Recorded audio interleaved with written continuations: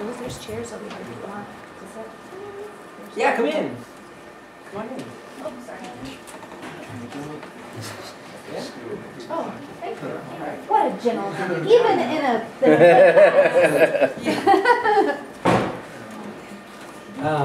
So a little, just to give you kind of a little bit of a background about me.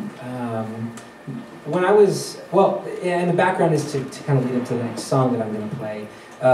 When I was a little kid, my dad was an alcoholic. Basically, when I was like 3 years old, he started drinking. He had a lot of drug and alcohol problems when he was young. Got cleaned up, and then he and my mom married, and then they had me and 3 of my siblings. But when I was 3, he herniated some discs in his neck, and due to pain, he would take pain meds and drink for money. And he would take pain meds and drink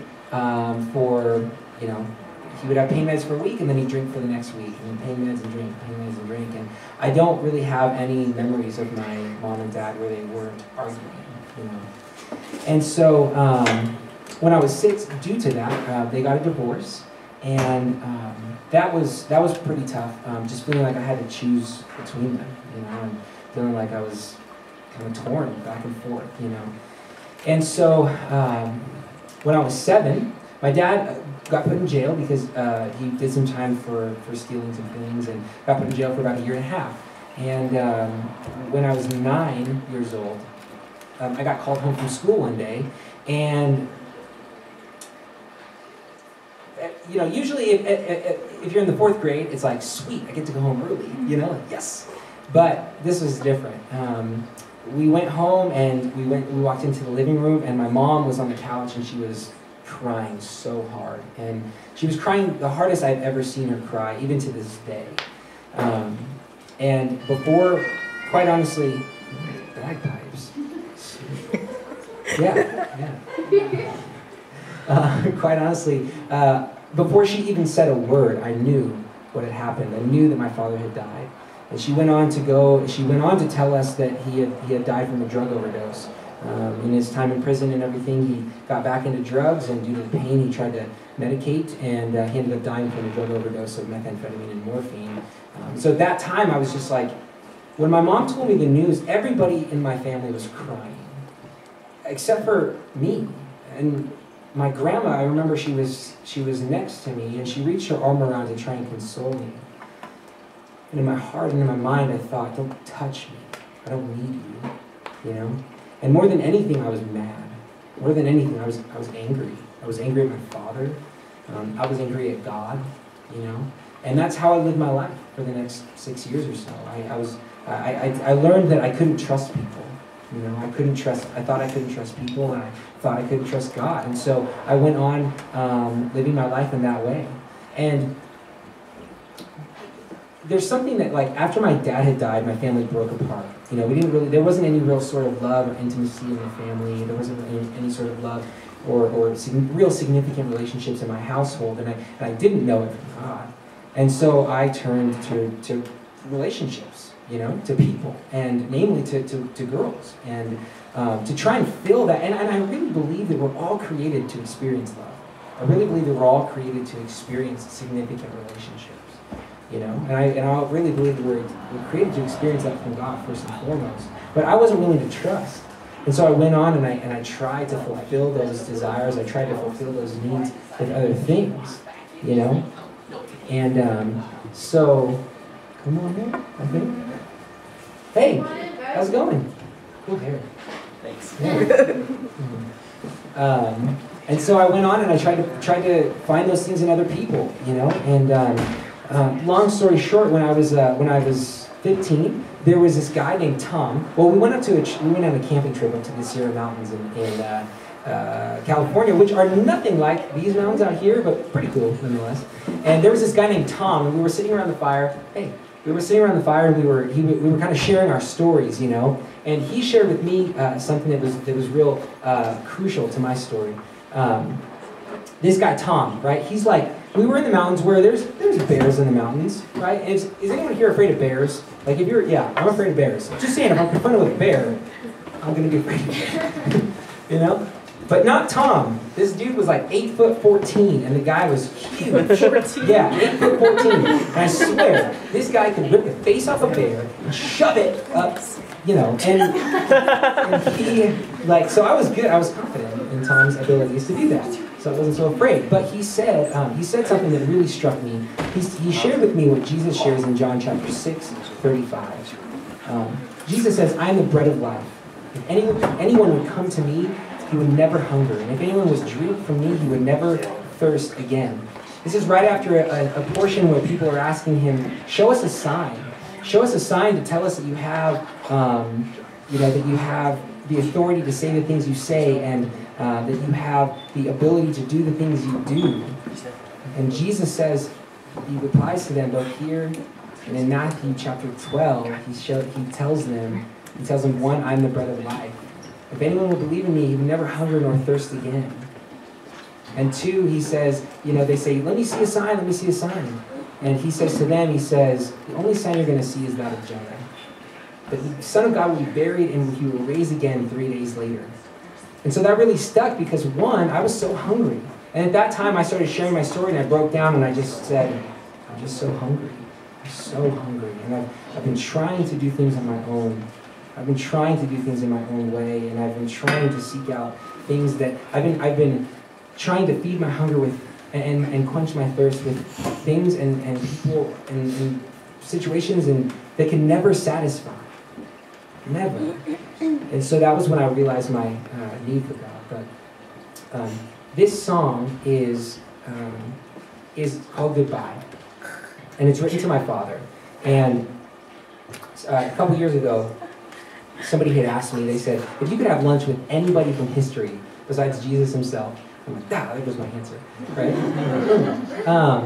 Who would it be? And let me ask you, if you could have lunch, if you could sit down and have like a good solid 3 hours, some of us eat lunch slowly, or just eat a lot of lunch. If you could have like a good solid 3 hours with somebody, who would it be? Anybody from history? Paul, the apostle, yep. That would be cool. I'm sure. Huh? Somebody said Justin Bieber today. Hey, no dissing on the beats in the cafe, guys. Come on, come on. I'm like, yeah, that's a good get out. Get out. So anyway, I realized though that, I thought about all these significant people from history and all these great leaders from history. And I realized something. I would not want to have lunch with any of them. I wouldn't care. The one person I would want to have lunch with would be my father.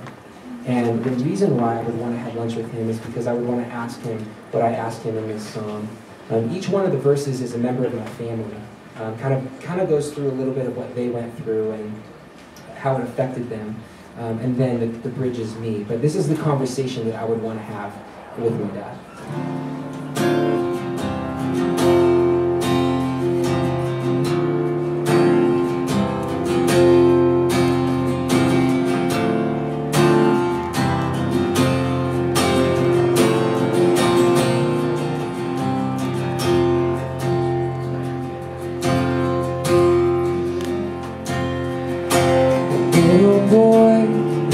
So full of life, all this hope, all this love was in your eyes. Now no one can see what's underneath. He's locked inside as he sits there and wonders why. A little girl who dreamt of the wedding day, so full of joy and the memories to be made. But along with you, all that too was torn away. So she wonders still today, if you would have known how much it hurts, known how much you were worth, would you trade that night for another try? Or would you still have said goodbye? A teenage boy who'd been abandoned before.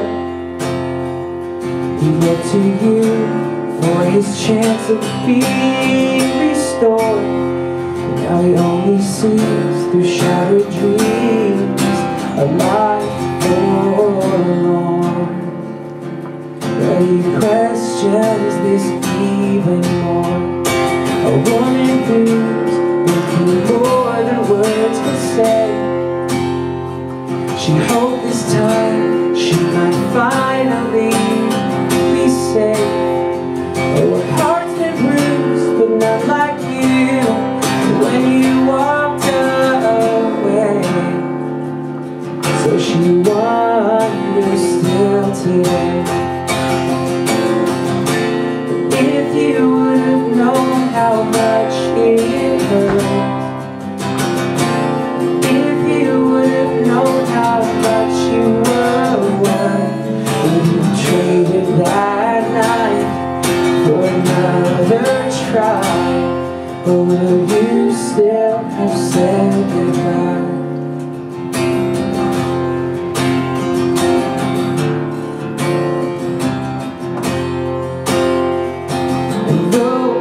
Been years, I can't help wondering, is there something I could have done differently? So these questions fill my mind once more tonight. If I would have made you love me more, if I would have traded my life for yours, could I have been the one to save your life? Or will you still have said goodbye? If I would have made you that much prouder, if I would have said I loved you louder, would it have touched your heart enough to make you stay? Or will you still have walked away?